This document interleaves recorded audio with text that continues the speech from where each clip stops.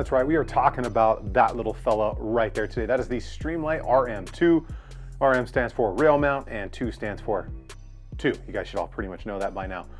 Pretty cool little light. So Streamlight is a brand that I've carried for an extremely long time in my own personal life, at work, multiple times over. I own a ton of them and I trust them, no doubt. So when Streamlight started coming out with all of these different lights, I wanted to get into all of them and check them out. I got a hold of Streamlight. They were cool enough to send this one out to the channel for testing, so thank you, Streamlight. I appreciate that. But it is another option for those of you looking for a light setup. Now, I'm gonna answer a question that I got in another video of why isn't this on something that it should be? Well, the reason for that is if I put this on where it belongs, YouTube pretty much demonetizes the video or just flat out takes it off. So I will show you how it goes on a rail, but I'm not gonna show you actually what it belongs on because you all know what it belongs on. It belongs on a good rifle. So with that being said, there are some good options in this thing. This version is the 1000 lumen version of the rail mounted light with the 10,000 candela. Not quite as high as some others in the market, but it does serve a specific purpose at a specific price point if that is what you are looking for. Now, if you guys are here for the first time, consider hitting that subscribe button and definitely turn the bell notification icons on so you get the videos when they come out right away on these cool little light setups or everything else that we do here at Tactical Considerations. And of course, if any time during the video you feel that I have earned it, definitely hit the like button and leave a comment down below on your experiences with the Streamlight brand. I've got a ton of them and I've always had a great experience, like I said. We're gonna go ahead and talk about all the specs on this thing, then get into some of that low light footage, both indoors and of course outside, since this is meant to go on something that reaches out a little bit further. And we're gonna go ahead and show that low light footage so you can really make a decision if the RM2 is something that would fit your needs depending on what you are looking for. Of course, I'll leave links for this down below and other Streamlight products that I have used. And I got a whole playlist on lights and different stuff, whether it's like the handheld lights or mounted lights or anything like that, or even just like around the house lights like the Blade light or the Stinger or something like that. That playlist will be linked down below as well. And of course, make sure you check out the good people over at Shall Not Comply if you want that sweet freedom swag like the right shirt that I'm wearing right here today. They've taken on my brand and others like Reno May and Johnny B and probably a couple more in the future. But make sure you give them a good gander if you are into that freedom clothing. We're gonna go ahead and get into the specs on this and the low light footage right now.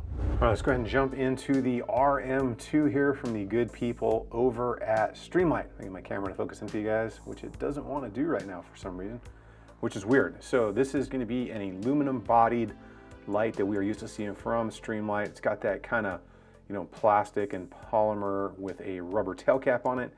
And you're right away probably going to recognize this because it looks very similar to the TLR9. Which basically is exactly the same thing, it's just a little bit more stretched out. Well, let's talk about the basic specs here. So this is a 1000 lumen light. I believe it has 10,000 candela is what it is rated at.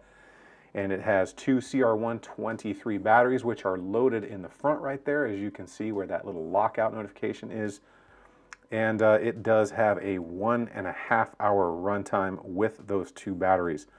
IPX7 waterproof here, so that's going to be 30 minutes underwater, 1 meter. If you're underwater that long, that deep, you probably have bigger issues than to worry about your light at that point. Going to be 4.55 inches in total length, and it is going to be 4.5 ounces. So this light does come with a couple of different options. Got the little bag here, just threw it in a nice little Ziploc bag. There is a kind of rubber plugged tail cap and then a little retainer for the screw that's in here. Some zip ties and a couple of different grommets that you can run in here to fit different rail styles or different lengths. I have the 1913-4 in there because it's going to go on that rail somewhere and it doesn't really matter which one it is to me.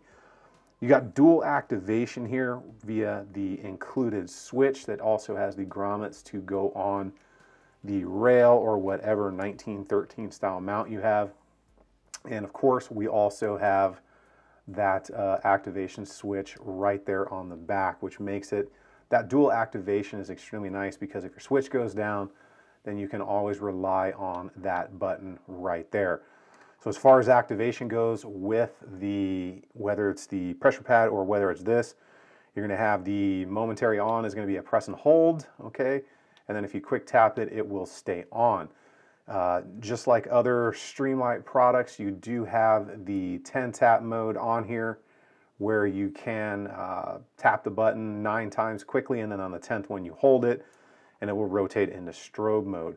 So I have that disabled, all right, because I am not a fan of the strobe mode at all, and I don't use it. So if you're going to run this with the tail cap, basically what you're going to do, whatever 1913 accessory that you're going to run this on, you unscrew the screw right there like that, you push the side out, and you're going to lock that light on like so. Tighten this up, and basically use a coin or something. Don't use a flat screwdriver, because a coin will work far better in that little groove right there than a flat screwdriver will, just so you guys know. Otherwise you're going to end up tearing that thing up pretty good. Once that's in there, kind of figure out, you know, your switch where you want that. Pull these things off here. I'll show you those in a second. So you plug your switch in right here on the bottom. It's nicely tucked, okay, up underneath the activation for your thumb right there. And always double check your activation before you put everything together. Now what you're going to go ahead and do, this is just the easiest way to do this instead of trying to slide these in afterwards. Slide the rail grommets on now, and then kind of make a decision on where you want this switch, and then get it to where it's going to be locked in like that. And then you can turn your light off with that quarter turn right there. You'll feel it notch. That way the light won't be activated. And you're just going to press this into place like so. And once that is on there like that, you can go ahead and complete the installation by putting zip ties on, or however you want to, you know, secure this to the rail, whether it's, you know, some form of the bands that they do now around these, some Ranger bands. And you can clean up your wires however you so desire in here with zip ties or anything like that. Make sure that thing gets down over there like that. So, but you can very easily peg that wire back like this, and you can see it's just a very nice activation with the pressure pad here. I'll turn that back on like that, or you can move up if that pressure pad goes down and use the thumb activation as well. Overall, it's a nice product. Streamlight makes good stuff. They make durable stuff. I have run it for a very long time. Let's go ahead and really check out some low light footage on this thing and see how it throws and spills both in house and outdoors. So now you know all the specs on this thing. Let's not talk about it anymore. Let's go ahead and be about it, and let's roll right into some of that low light footage starting indoors. And some of you may recognize this as the hallway in my house. We're gonna go ahead and take a good look at how this light spills, how it bounces back off of that door right there. You can see it is pretty white, not the clearest white, but it does really flood, yet still have a nice tight hot spot. We'll go ahead and we will dump into this room right here so you can kind of see how it's going to illuminate in about a 14 by 15 room or something like that. I think that's the size of that one.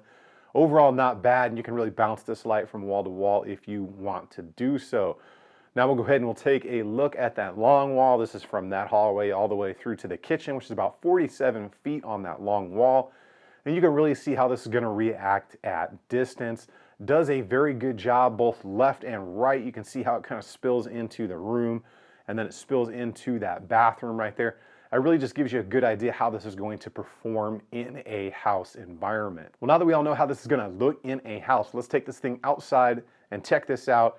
333 feet away is what that wall is, and we'll just give this a really good view here. So you can see, looking out here on that wall, that is 333 feet away. You can see it does push out there fairly well. Bring it forward and down, you can see that it does have a pretty good little hot spot right there out in front, and it does flood quite well. That hot spot does dissipate quite a bit at that distance. Much more like a floodlight than a spotlight, but that is what you can expect based on a light with this candela and its lumen rating. Overall, not bad. You can see that it's pretty wide here. That's 200 feet wide on that back wall. You can't even see both edges of it. And like I said, 333 feet deep, plus or minus a couple of feet. But between that low light footage and the specs, this thing performs quite well. 10,000 candela, 1,000 lumens. That's a pretty solid light out there. It has those good options you are looking for. You can run it from the switch, or you can run it from the pressure pad, whichever one you choose. And having that redundancy as a backup is definitely a huge positive. It's got that waterproof rating, that IPX7. Guys, if you're underwater that long, that deep, you probably got bigger things to worry about than if your light is going to work. In all, it is a solid option. The Streamlight brand is one that I definitely trust. Now the price point on this thing is sitting right about $130 right now, early 2021, but things are just all over the place and getting a little bit crazier by the day. So it's a solid setup. It's a brand that you can trust, and it's one that I have no problem carrying literally every single day. It's another option for you if you are looking for a light to put on something that goes a little bit further than a pistol setup. And I hope you guys enjoyed the video. Remember again, like, share, subscribe. Make sure you turn the bell notification icons on. I'll leave links for this and all that other stuff down below, or you can check out my website, tacticalconsiderations.com. And of course, definitely check out the good people over at Shall Not Comply for that sweet, sweet freedom swag like the right t-shirt that I'm wearing here today. Guys, get out there and have some fun. Remember, if you stay ready, you ain't got to get ready, and I will see you guys on the next one.